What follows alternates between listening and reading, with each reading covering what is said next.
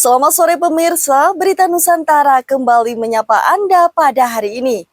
Sejumlah berita aktual akan kami sajikan untuk Anda. Bersama saya Heva Tunisa, inilah Berita Nusantara selengkapnya. Pemirsa, kita mulai Nusantara sore hari ini dengan kabar mengejutkan dari Purbalingga. Seorang pria ditemukan tewas bersimbah darah di area penggilingan batu. Korban yang diduga sebagai pengemudi ojek online ini kuat dugaan menjadi korban pembunuhan. Beginilah kondisi lokasi penemuan mayat di sebuah penggilingan batu di Desa Baleraksa, Kecamatan Karangmoncol, Kabupaten Purbalingga. Peristiwa naas ini terjadi pada Jumat pagi 11 Juli 2025. Warga sekitar digegerkan dengan penemuan mayat seorang pria yang ditemukan dalam kondisi penuh luka dan bersimbah darah. Jenazah pertama kali ditemukan oleh warga yang hendak beraktivitas di sekitar lokasi sekitar pukul 08.00 waktu Indonesia Barat. Identitas korban diketahui sebagai driver ojek online yang kerap nongkrong di kawasan Goteng, Purbalingga. Informasi penemuan mayat ini pertama kali beredar di grup-grup informasi warga Purbalingga. Korban dikabarkan sempat berpamitan kepada keluarga untuk mengantar penumpang secara offline dan mengaku tidak akan pulang. Dukungan barang bukti dan olah tempat kejadian perkara masih terus dikumpulkan oleh pihak kepolisian. Hingga kini, polisi masih mendalami kasus ini dan mengumpulkan keterangan dari para saksi di sekitar lokasi. Kasus ini diharapkan segera terungkap dan pelaku dapat diproses sesuai hukum. Solihin Kohar, Java TV, melaporkan. Pemirsa, langkah konkret kembali diambil pemerintah dalam pengentasan kemiskinan melalui pendidikan. Kementerian Sosial menandatangani perjanjian pinjam pakai aset dengan 41 pemerintah daerah dan 2 universitas untuk mendukung pelaksanaan program sekolah rakyat di berbagai wilayah Indonesia. Penandatanganan dilaksanakan di Gedung Kemensos Jakarta pada Kamis 10 Juli 2025. Langkah ini dimaksudkan untuk menyediakan akses fisik bagi sekolah rakyat yang belum memiliki lahan milik Kemensos. Menteri Sosial Saifullah Yusuf atau Gus Ipul menyatakan bahwa kerjasama lintas institusi ini merupakan dasar bagi berdirinya rumah belajar yang akan mewujudkan harapan anak-anak miskin untuk mengenyam pendidikan. Sekolah rakyat dirancang untuk anak-anak dari keluarga miskin dan sangat miskin yang belum pernah sekolah atau berisiko putus sekolah. Program ini juga diposisikan sebagai instrumen negara untuk memutus rantai kemiskinan antar generasi. Data BPS melalui Susenas Maret 2024 menyebutkan sedikitnya 4,16 juta anak usia sekolah di Indonesia tidak pernah bersekolah. Sebagian besar kepala rumah tangga miskin ekstrim hanya berlulusan SD atau lebih rendah. Berdasarkan instruksi Presiden nomor 8 tahun 2024, Kemensos menjadi koordinator operasional dan bekerja sama dengan berbagai kementerian, serta lembaga terkait. Ketua Tim Formatur Sekolah Rakyat Muhammad Nuh menyampaikan bahwa program ini merupakan gerakan sosial yang berakar dari semangat kemerdekaan untuk memuliakan kaum miskin dan menunaikan janji konstitusi melalui jalur pendidikan. Setiap peserta didik di sekolah rakyat akan mendapatkan fasilitas lengkap, mulai dari pemeriksaan kesehatan, pemetaan potensi berbasis kecerdasan buatan, hingga biaya pendidikan sebesar Rp48,25 juta per anak per tahun. Fasilitas lainnya meliputi asrama, makan 3 kali sehari, seragam, perlengkapan sekolah, dan pendampingan pembelajaran digital termasuk penilaian akademik dan psikososial. Program ini diharapkan menjadi solusi konkret untuk membangun generasi emas 2045 dan memutus mata rantai kemiskinan secara sistematik dan berkelanjutan. Java TV melaporkan. Berikut ini kabar dari Gedung Parlemen. DPR RI menggelar forum Bako Humas tematik untuk mendorong partisipasi publik yang bermakna dalam proses legislasi. Salah satu inisiatif baru yakni pembentukan Badan Aspirasi Masyarakat. Kegiatan ini digelar pada Kamis 10 Juli 2025 di Gedung DPR RI Jakarta. Sekretariat Jenderal DPR RI mengangkat tema Meaningful Public Participation sebagai bentuk komitmen untuk membangun sinergi antara parlemen dan publik dalam proses legislasi. Forum tersebut dibuka oleh pimpinan DPR RI, Cucun Ahmad Syamsurijal, yang menegaskan pembentukan Badan Aspirasi Masyarakat atau BAM sebagai wadah penyalur aspirasi masyarakat secara langsung. Melalui BAM, publik dorong untuk terlibat aktif dalam penyusunan rancangan undang-undang agar kebijakan yang dilahirkan semakin merepresentasikan kepentingan rakyat. Saat ini DPR telah memiliki satu badan yang itu bisa merepresentasikan daripada putusan MK tersebut, yaitu Badan Aspirasi Masyarakat (BAM), ya, yang merupakan wadah yang siap menyerap berbagai aspirasi rakyat untuk ditindaklanjuti oleh alat kelengkapan Dewan AKD dalam pembuatan perundang-undangan maupun pengambilan kebijakan-kebijakan yang bersama-sama diambil oleh legislatif dan eksekutif. Masyarakat dapat memberikan aspirasinya melalui kanal-kanal komunikasi yang mudah diakses oleh publik. Bahkan kami di DPR pun semua sudah membuka bagaimana kanal-kanal ini yang bisa diisi oleh publik, baik di AKD terkait maupun di Sekretariat Jenderal juga sebagai supporting perjalanan kita mengambil keputusan. Sekretaris Jenderal DPR RI Indra Iskandar menyatakan, forum ini diharapkan melahirkan praktik partisipasi yang berkelanjutan dan dapat direplikasi di berbagai lembaga publik.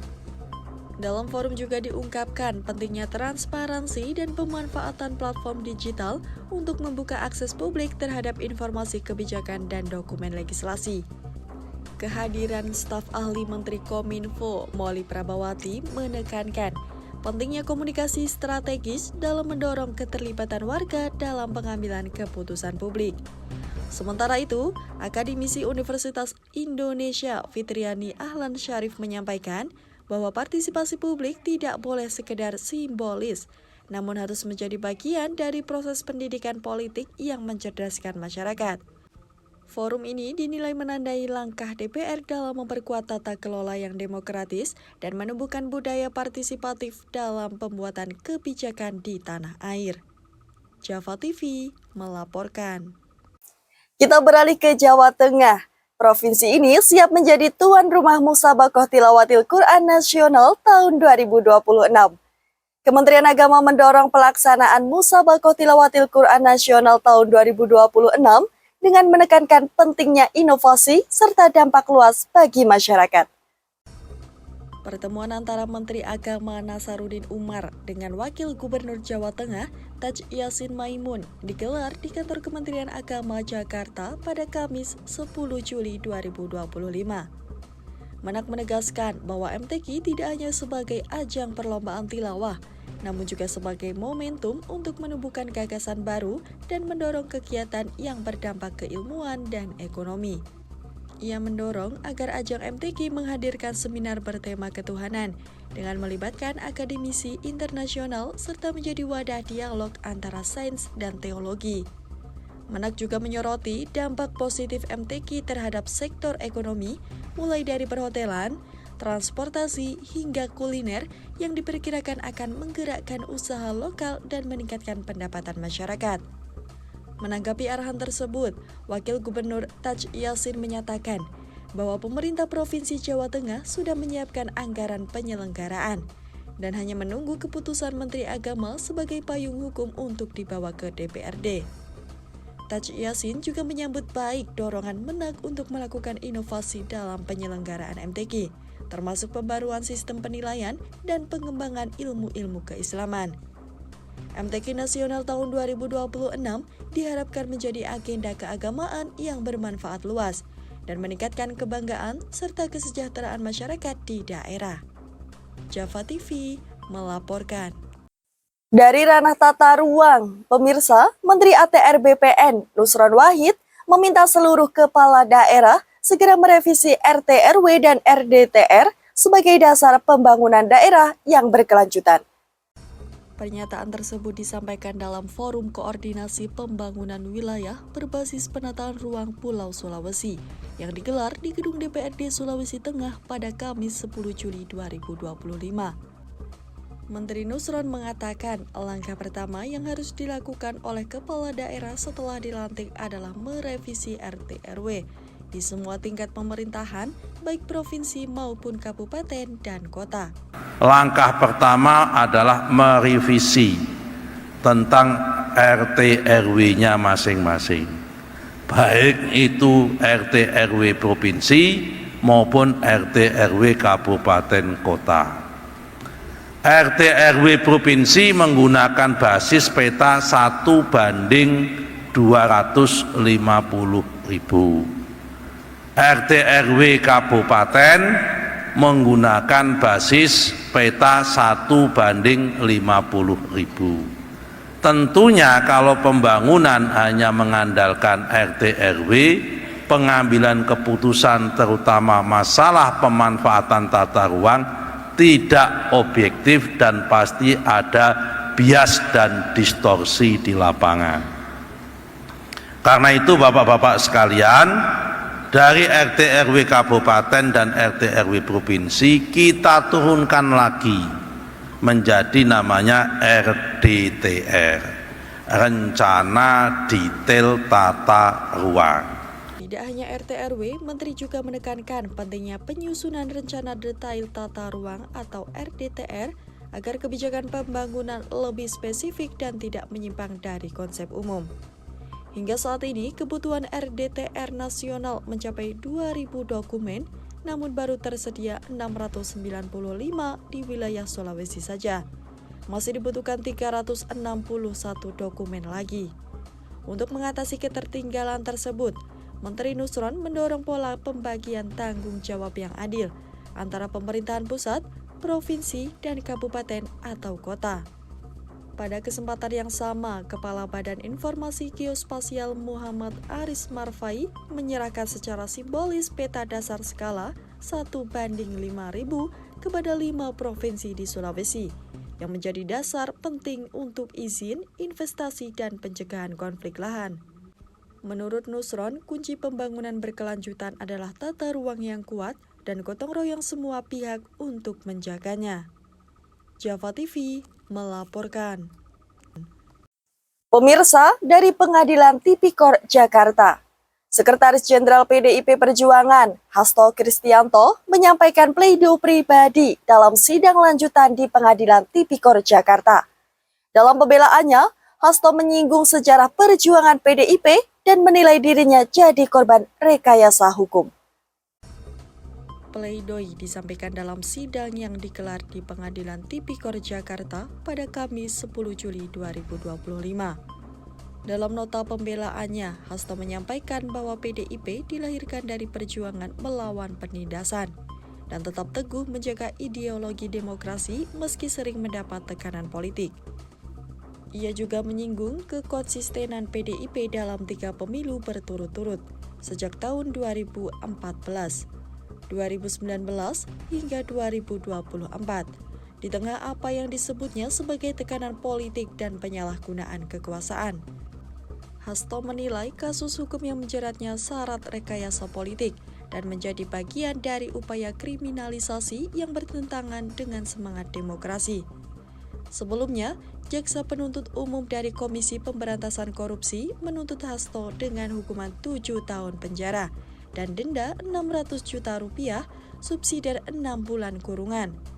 Hasto diduga terlibat dalam pemberian suap kepada mantan komisioner KPU, Wahyu Setiawan, untuk mengatur penetapan Harun Masiku sebagai anggota DPR melalui mekanisme PAW.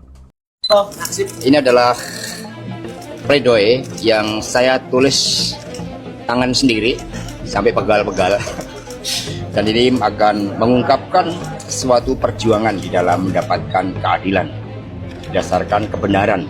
Di dalamnya juga terungkap seluruh rekayasa hukum yang terjadi dan juga perspektif keadilan dalam makna ideologis dan historis yang telah saya renungkan dan saya tulis di rutan merah putih tersebut.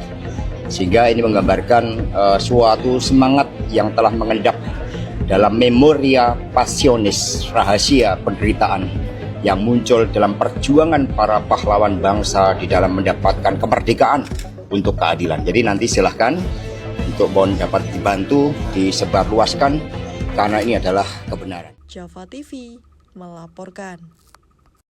Dari kancah diplomasi internasional, perwakilan diplomat tinggi Rusia dan Amerika Serikat bertemu di Kuala Lumpur untuk membahas peluang damai di Ukraina. Forum ASEAN menjadi momen langka untuk dialog di tengah meningkatnya ketegangan global. Pertemuan antara Menlu Rusia Sergei Lavrov dan Menlu Amerika Serikat Marco Rubio digelar di Kuala Lumpur pada Jumat 11 Juli 2025 di sela-sela Forum ASEAN. Dalam pertemuan bilateral selama hampir 1 jam, kedua pihak membahas konflik berkelanjutan di Ukraina dan peluang untuk mengaktifkan kembali proses perdamaian. Marco Rubio mengatakan ada pendekatan baru yang akan dibawa kepada Presiden Amerika Serikat. Meski belum menjamin perdamaian, Rubio menilai ide ini perlu dikaji lebih lanjut. Di pihak lain, Lavrov menyampaikan posisi resmi Kremlin sesuai arahan Presiden Vladimir Putin, termasuk dalam kaitannya dengan pembicaraan Putin dan Trump awal bulan ini. Kedua diplomat juga membahas isu lain seperti Iran, Suriah, dan ketegangan global lainnya. Pertemuan disebut berlangsung jujur dan substantif. Wakil Menlu Rusia Sergei Lavrov menyatakan bahwa meski hubungan dengan Amerika Serikat masih tegang, tidak ada kesan telah memburuk secara signifikan. Senada, Rubio juga menggelar pertemuan perdana dengan Menlu Tiongkok, Wang Yi, yang ia sebut sebagai konstruktif meski penuh perbedaan. Forum ASEAN tahun ini menjadi ajang strategis di tengah konflik global yang berjalan paralel dari Ukraina, Gaza, hingga perang dagang Amerika Serikat-Tiongkok. Java TV melaporkan. Pemirsa, tensi perdagangan global kembali memanas. Presiden Amerika Serikat, Donald Trump, menaikkan tarif impor terhadap Kanada menjadi 35%.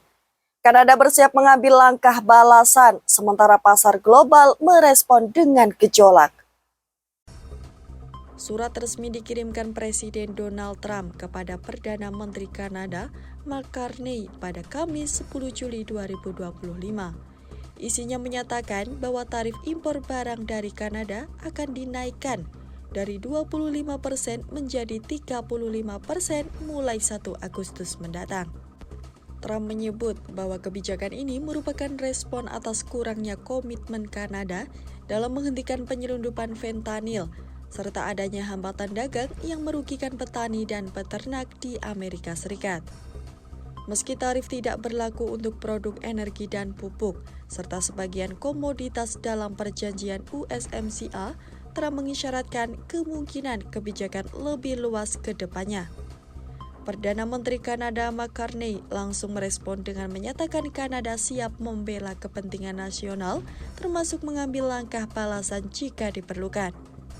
Pasar keuangan langsung bereaksi dengan indeks saham di Amerika Serikat dan Eropa mengalami penurunan tajam pada Jumat pagi. Pasar keuangan langsung bereaksi dengan indeks saham di Amerika Serikat dan Eropa mengalami penurunan tajam pada Jumat pagi karena kekhawatiran akan meluasnya perang dagang seperti yang terjadi dengan Tiongkok tahun-tahun sebelumnya. Ekonom Joseph Capurso dari Commonwealth Bank of Australia mengingatkan bahwa langkah ini bisa menyebabkan gangguan serius pada perdagangan global jika diiringi kebijakan serupa terhadap Uni Eropa atau negara lain.